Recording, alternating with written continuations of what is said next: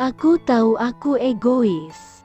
Aku sering membuat orang-orang di sekitarku merasa tak nyaman.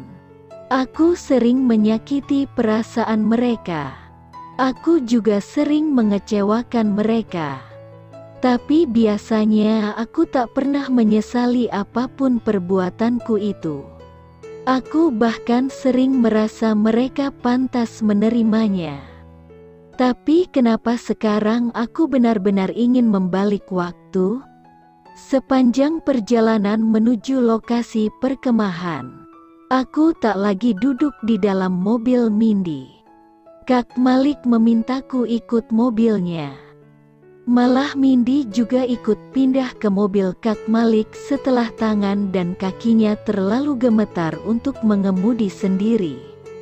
Untungnya, ada satu tim pengawal lain yang menyusul kami.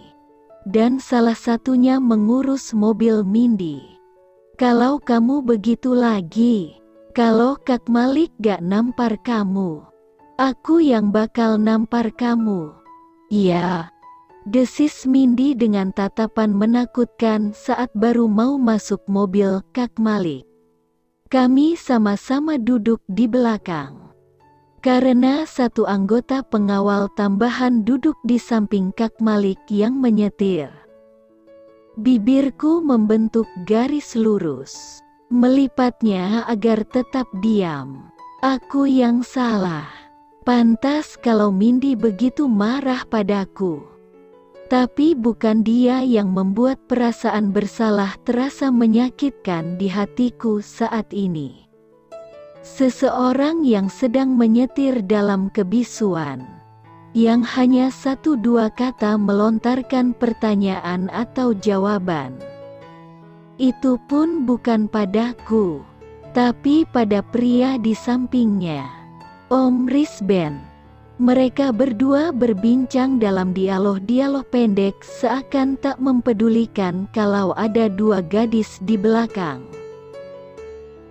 Sementara Mindy nampak jelas masih marah. Dan ia sedang tak ingin bicara. Dari tadi, setelah menunjukkan kemarahannya, wajahnya terus menoleh keluar jendela mobil. Tak mau memandangku lagi. Jadi aku hanya bisa diam. Kebisuan itu terus ada sampai mobil Kak Malik berbelok di perkemahan. Bas yang membawa teman-temanku belum datang. Karena itu Kak Malik memilih menunggu di hotel. Perkemahan yang akan aku dan teman-teman gunakan itu memang salah satu fasilitas dari hotel itu. Seperti dugaanku, bagian lobi sudah dipenuhi oleh para pengawal. Kak Malik masuk sambil memegang tanganku. Bahkan setelah ia mengumpulkan para pengawal untuk memberi briefing, ia tak melepaskan genggamannya. Aku pasrah. Tepatnya aku lelah. Setelah mengamuk tadi, entah kenapa aku hanya ingin tidur. Petik 2 titik. Jangan sampai kalian terlihat oleh teman-teman Ayari. Pastikan kalian berbaur seperti orang biasa. Saya ingatkan untuk tetap berada di posisi kalian terkecuali situasi darurat. Mengerti? Mengerti.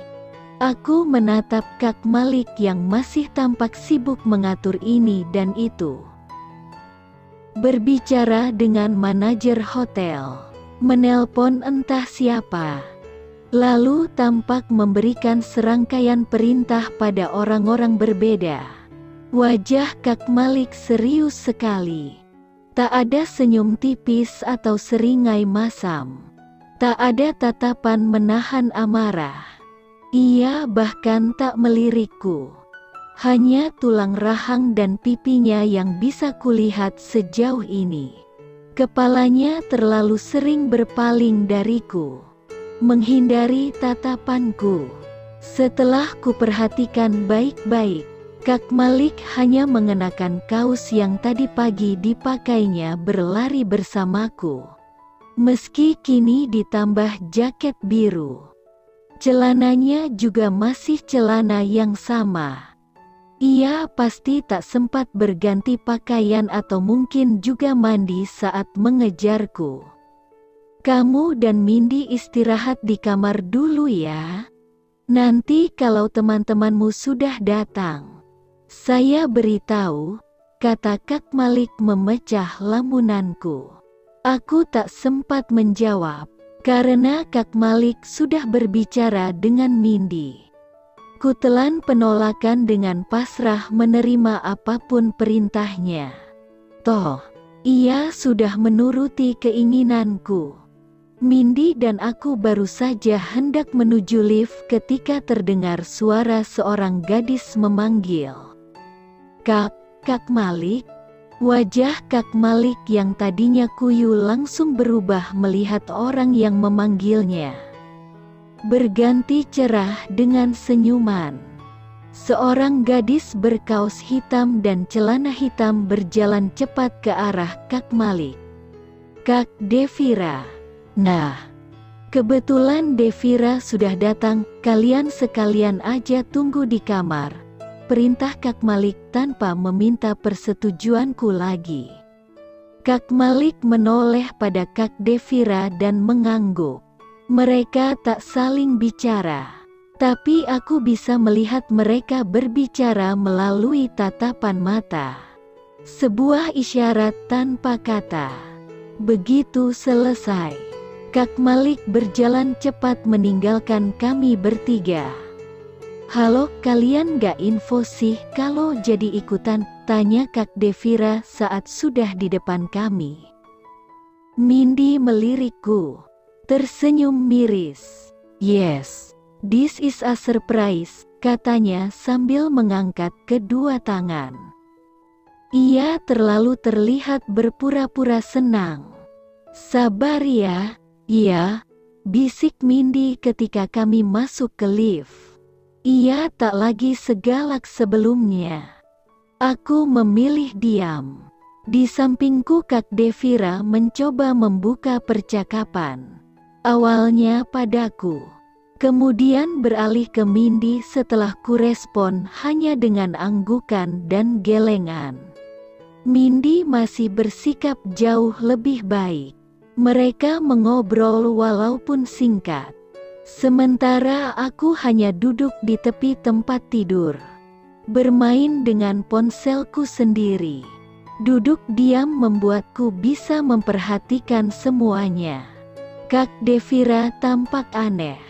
Beberapa kali ia memeriksa jendela, lalu menutupnya lagi. Saat Mindy membuka gorden, ia malah menutupnya. Saat aku berdiri mengecek ke lapangan tempat perkemahan untuk melihat teman-teman sudah datang atau belum, Kak Devira buru-buru menutup lagi. Lampu kamar yang tadi dinyalakan oleh petugas hotel yang mengantar juga dimatikan oleh Kak Devira tanpa bertanya. Kami lebih mirip seperti sedang bersembunyi di sebuah tempat yang gelap dan terlindungi, daripada sedang menikmati kenyamanan kamar hotel. Pasti semua ini perintah Kak Malik. Siapa lagi? Siapapun yang melihat tahu kalau Kak Devira menyukai Kak Malik. Jadi apapun yang ia minta pasti dituruti gadis anggun ini. Aku malas ribut. Sudah cukup banyak keributan yang kulakukan hari ini. Bisa sampai di sini saja aku sudah sangat bersyukur. Ketukan di pintu membuat kami bertiga sama-sama melihat ke pintu. Kak Devira berinisiatif membuka.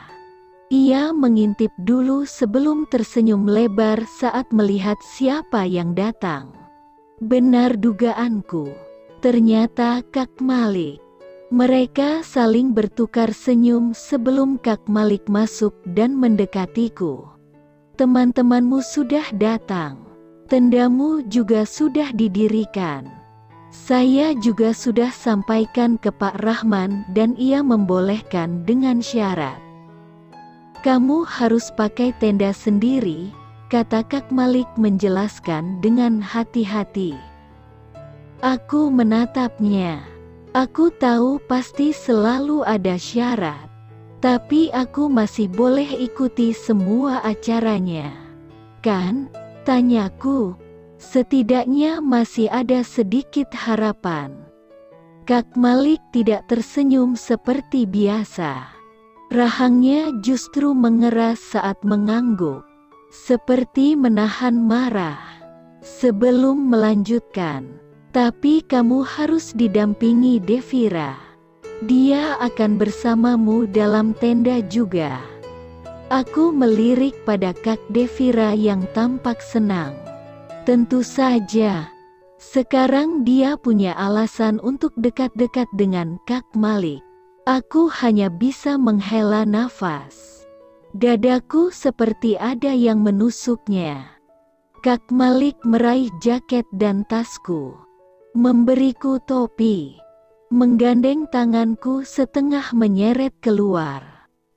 Aku sedikit kaget ketika melihat di depan pintu sudah ada 4 pengawal lain menunggu. Semua mengelilingiku.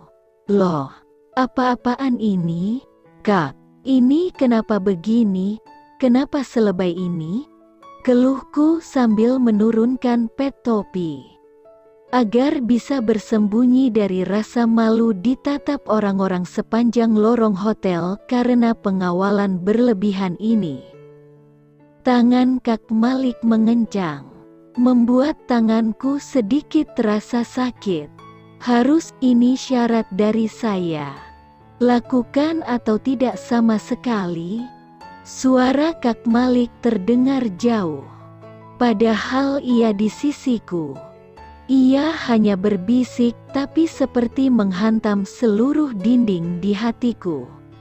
Kak Malik sedang marah. Sangat marah. Aku tahu itu.